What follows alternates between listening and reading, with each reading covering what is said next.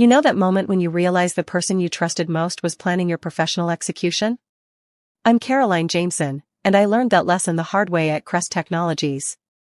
Let me paint you a picture. It's 3:47 p.m. on a Tuesday, and I'm sitting in my corner office, the one I'd earned after 6 years of bleeding for this company.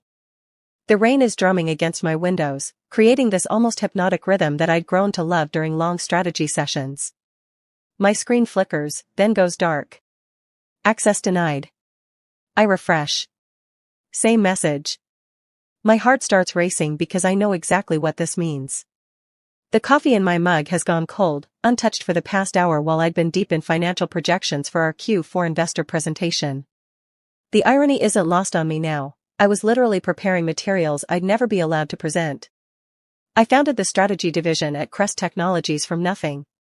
When I joined as employee number 12, we were barely scraping by with outdated cybersecurity solutions housed in a cramped office above a dry cleaner in downtown Portland. I remember the smell of industrial solvents mixing with the desperation of a company on the brink. The CEO back then, Michael Torres, had hired me with a handshake and a promise: "Caroline, if you can figure out where we're going, I'll make sure you lead us there." I saw the vision: AI-driven threat detection that could predict attacks before they happened. Not just reactive security, but proactive intelligence that could save companies millions in prevented breaches. I built the roadmap, secured our first major client, a healthcare network that's now worth $800 million, and turned strategy into the beating heart of this company. But here's what I didn't see coming: office politics can be deadlier than any cyber attack. The warning signs had been there for months. Small things at first: being excluded from certain executive meetings, finding out about product decisions through company-wide emails instead of strategic planning sessions. Then bigger red flags: my team being reassigned to projects without my input, budget approvals requiring additional signatures that hadn't been needed before. The final straw should have been last month's board meeting. I'd prepared a comprehensive presentation on our expansion into European markets, 60 slides of market analysis, competitive positioning, and financial projections that represented 3 months of research. Thomas had smiled when I handed him the deck, then proceeded to present it himself, barely acknowledging my contribution except for a throwaway line about the team's excellent research. But even then, I didn't see the trap being set. The CTO, Thomas Brennan, strides into my office without knocking. His face is stone cold, the kind of expression you wear when you're about to deliver a killing blow. He's wearing that charcoal suit I'd complimented him on just last week during our quarterly review, when he told me I was instrumental to Crest's continued success. "Caroline, your access to the investor portal has been revoked." I look up from my dead screen, trying to keep my voice steady. "I'm sorry, what?" "You're not part of strategy anymore." Those 6 words hit like a physical punch. Not part of strategy? I am strategy. I built this entire division from the ground up. I recruited every analyst, developed every framework, secured every major client relationship that kept us afloat during the lean years. The methodology we use for threat assessment? I created it during a weekend marathon session fueled by energy drinks and pure determination. The client retention program that boosted our renewals by 47%? My baby. But I don't say any of that. Instead, I nod and walk away. You want to know why? Because I learned something valuable in my previous startup, Nexus Analytics, the one that got acquired for $42 million after I'd spent 18 months building their market intelligence platform. Sometimes the most powerful move is to stay silent and let your enemies reveal their hand. The elevator ride down to the parking garage feels like descending into hell. My reflection in the polished steel doors shows someone I barely recognize, tired, defeated, blindsided. But by the time I reach my car, something has shifted. The shock is crystallizing into something much more dangerous: clarity. See, what Thomas didn't know is that I'd been having conversations. Not just any conversations, strategic ones. 3 months earlier, at the TechCrunch conference in Austin, I'd reconnected with Alexandra Chan, a venture partner at Silverton Capital. We'd worked together 5 years ago when she was still at Goldman Sachs, and she'd been tracking Crest's growth trajectory with the kind of attention that makes founders either very excited or very nervous. "Caroline," she'd said over coffee at this little place near the convention center, "what you've built at Crest is exactly what we're looking for. Have you ever considered spinning out the strategy division?" At the time, I'd laughed it off. Crest was my home. But after that conversation, I started thinking. What if I could take everything I'd built and make it independent? What if I could own my vision instead of just executing it? The idea had been percolating for weeks, tucked away in the back of my mind like a secret I wasn't ready to acknowledge. But Thomas had just forced my hand. So while Thomas thought he was pushing me out, I was already 3 steps ahead. I spent the next 2 weeks in what I call productive stealth mode. Mornings at coffee shops around the city, drafting business plans on my personal laptop while other professionals hurried past with their corporate badges and worried expressions. My favorite spot became this little place called Grind Coffee, where the barista, Jake, started knowing my order by heart: double shot Cortado with oat milk, no sugar. Working on something big, he'd asked on day 3, noticing the intensity with which I attacked my keyboard. You could say that, I'd replied, not looking up from financial projections that were starting to paint a very interesting picture. Evenings were spent on encrypted calls with potential co-founders, brilliant minds I'd worked with who were ready for their next challenge. There was Amanda Rodriguez, a former McKinsey consultant who'd been frustrated by the glacial pace of corporate change. And James Liu, a data scientist from my Nexus days who'd been itching to apply machine learning to strategic planning in ways that traditional consulting firms couldn't imagine. Caroline, Amanda had said during our second call, what you're describing isn't just a business. It's a revolution in how companies think about strategy. Weekends were for the deep work, refining financial projections, conducting market analysis, and mapping out the competitive landscape. I'd transformed my home office into mission control, with whiteboards covering every wall and sticky notes creating a rainbow of insights and action items. The beautiful irony? Everything I needed to know about Crest's weaknesses, I'd documented myself. Every strategic gap, every missed opportunity, every client pain point that we'd failed to address, it was all there in my meticulously organized files. 6 years of institutional knowledge that Thomas had just handed me the motivation to weaponize. I remember the exact moment when the pieces clicked into place. It was a Sunday morning, and I was reviewing client feedback surveys from the past year. Pattern after pattern emerged. Clients loved working with me personally, but found Crest's broader organization slow to respond and difficult to navigate. They wanted strategic guidance, not just cybersecurity products. They wanted partnership, not just vendor relationships. That's when I realized, I hadn't just been building a strategy division at Crest. I'd been proving a market for something much bigger.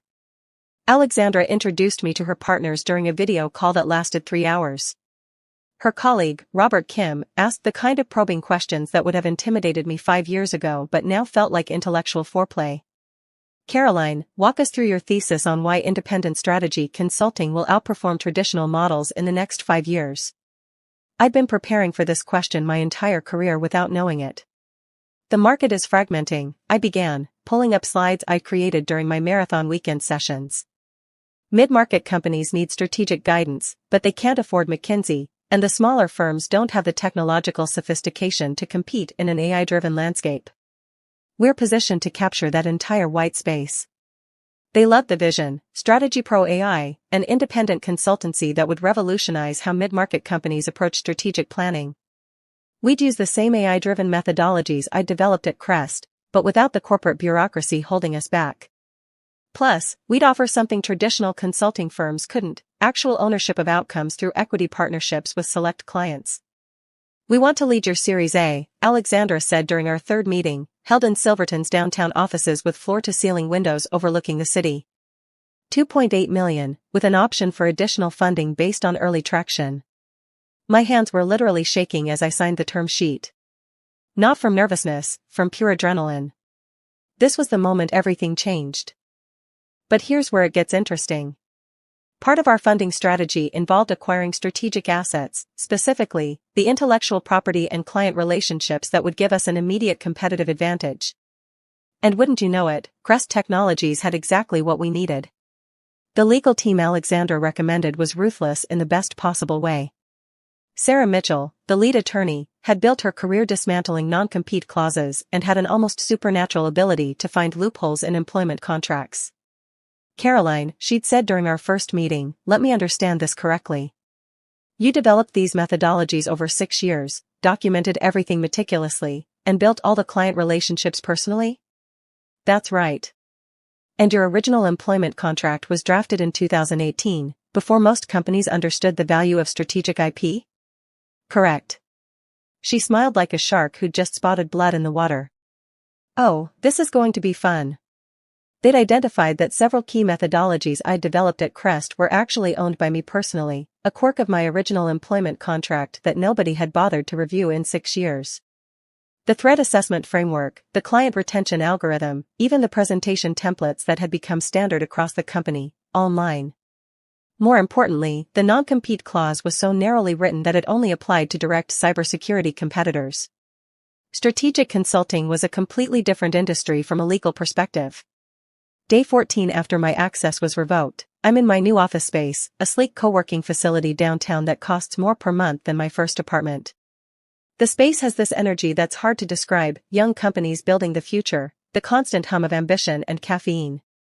I've claimed a corner spot with natural light and a view of the mountains, the kind of workspace I'd always dreamed of having. I'm reviewing our go-to-market strategy when my phone starts buzzing. Unknown number, but the area code is local. I answer anyway. Caroline Jameson. Heavy breathing. Then, Caroline, we need to talk. Now. It's Thomas. The same voice that had coldly dismissed me 2 weeks ago now sounds frantic, almost panicked. There's background noise, multiple voices, the sound of people moving frantically. I'm sorry, who is this? I ask, even though I know exactly who it is. Don't play games. Why is your name on the new funding round announcement? I pause, savoring the moment. The press release had gone live exactly 1 hour ago, timed to coincide with the morning news cycle. Alexandra's PR team had crafted it perfectly. Former Crest Technologies strategy director launches revolutionary AI-driven consulting firm with $2.8 million Series A. Which funding round would that be, Thomas? You know exactly which one. Strategy Pro AI. The announcement went live an hour ago. And then, I kid you not, my office door bursts open. Thomas Brennan, the man who'd revoked my access and told me I wasn't part of strategy anymore, is standing in my doorway looking like he's seen a ghost. His usually perfect hair is disheveled, his tie slightly askew. Behind him, I can see my former colleagues from Crest gathered in the hallway, their faces a mixture of shock and admiration. Why is your name on the new funding round? He repeats, his voice cracking. I gesture to the chair across from my desk. Thomas, please. Sit down. He doesn't move. His eyes are scanning my office, taking in the whiteboards covered with strategic frameworks, the wall of client testimonials I'd printed and mounted, the corner where Amanda and James are working on laptops with Strategy Pro AI stickers. Caroline, you can't do this. You signed a non-compete.